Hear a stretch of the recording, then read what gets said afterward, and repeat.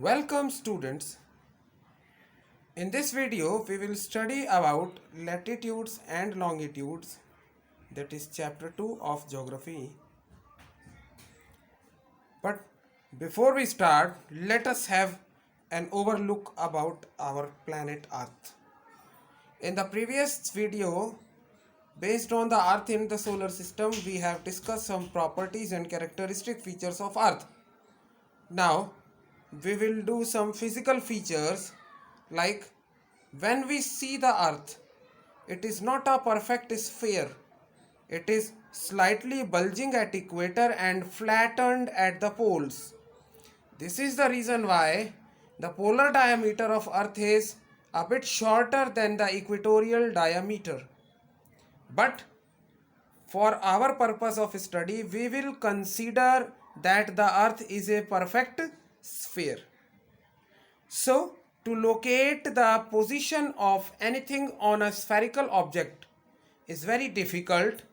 Hence, we will take 2 points on the earth, and these 2 points will be situated at two different surfaces, one on either side, and these 2 points will be known as poles.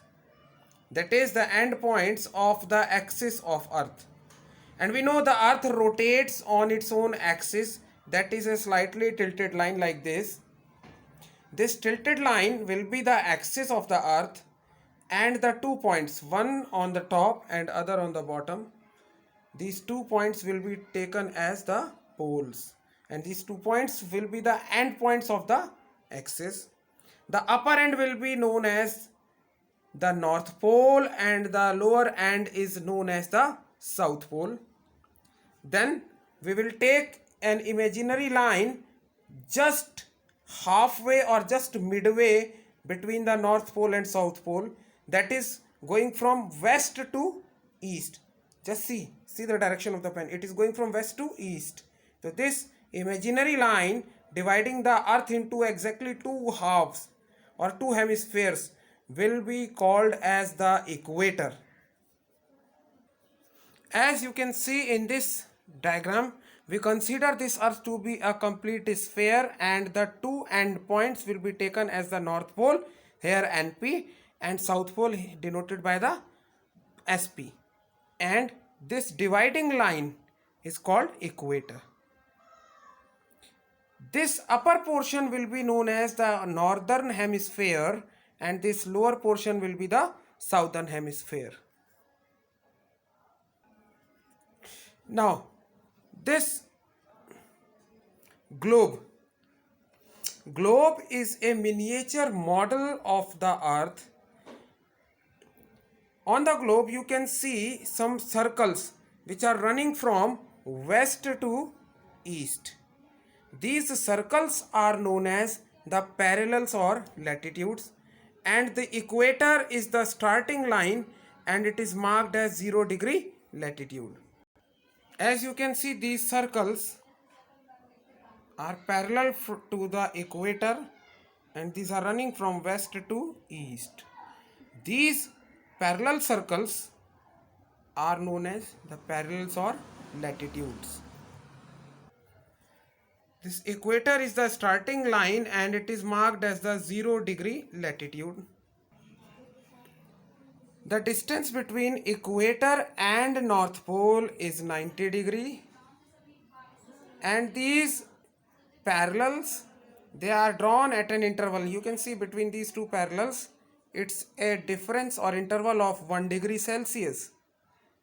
There are overall, since it is a complete sphere, that is equal to 360 degrees, and this line, when we divide, it will be dividing into 4 segments. This segment is having 90 parallels in northern hemisphere. Similarly, we will be having 90 parallels in the southern hemisphere.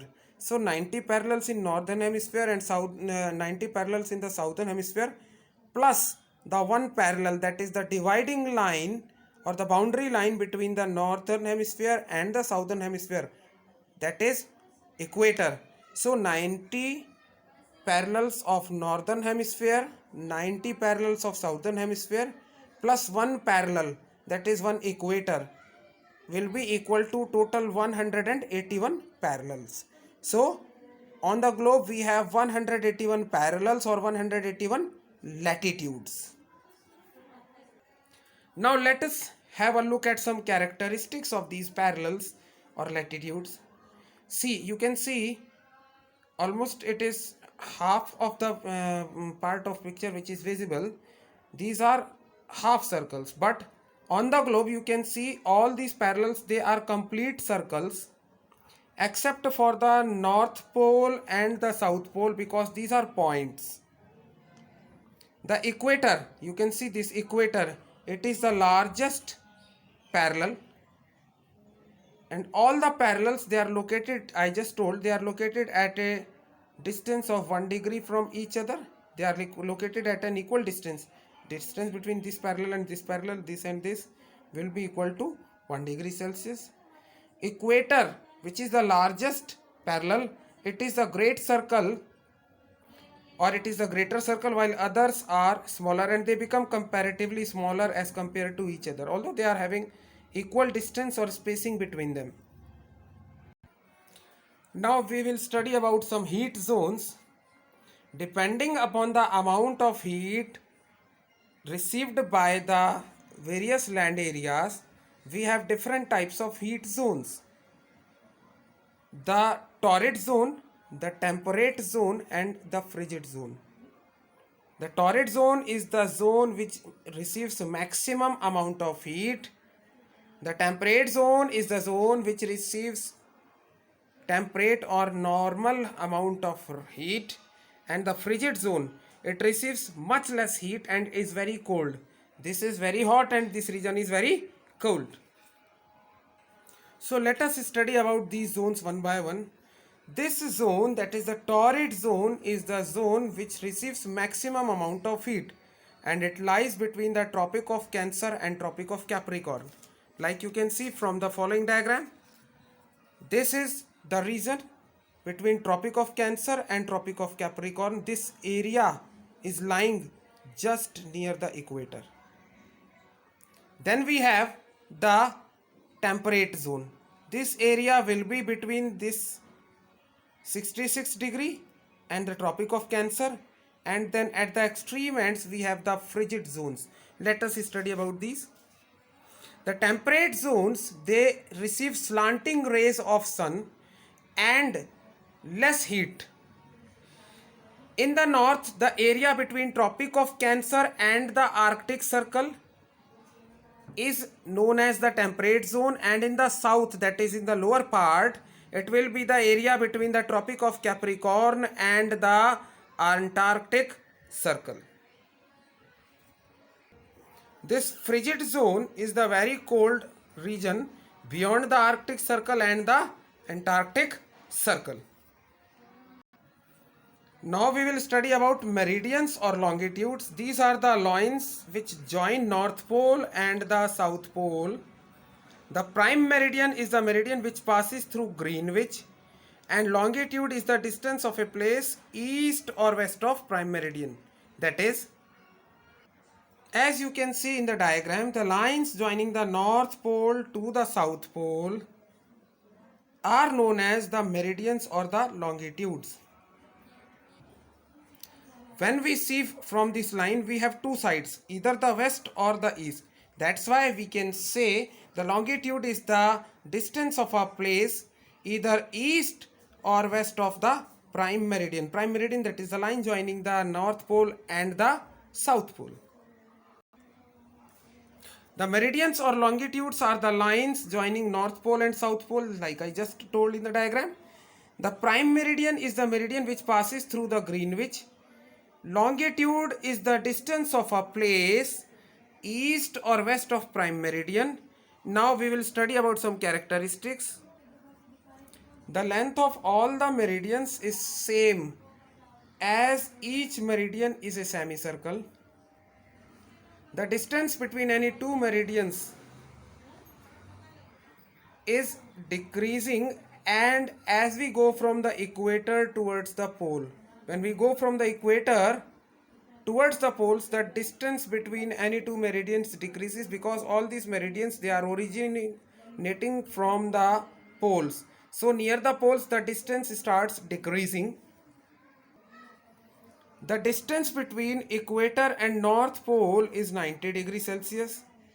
The parallels or the meridians, these are drawn at an interval of 1 degree from each other.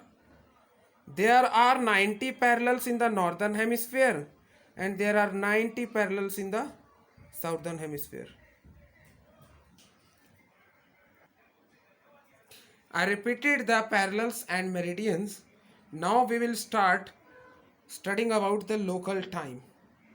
Local time is determined according to the longitude of a place, and this time which is determined according to longitude of a place is called local time. Then we have standard time. The local time of a standard meridian taken at a place is known as the standard time. For India, the standard meridian is 82.5 degree east longitude and it is passing through Allahabad.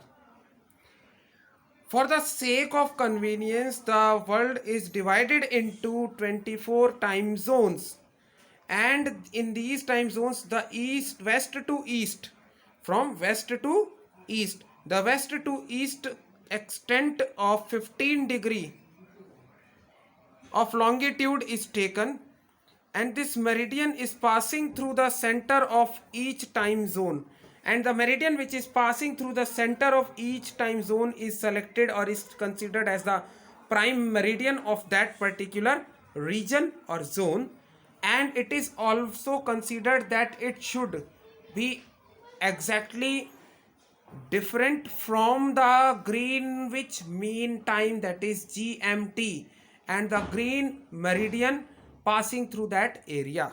Thank you.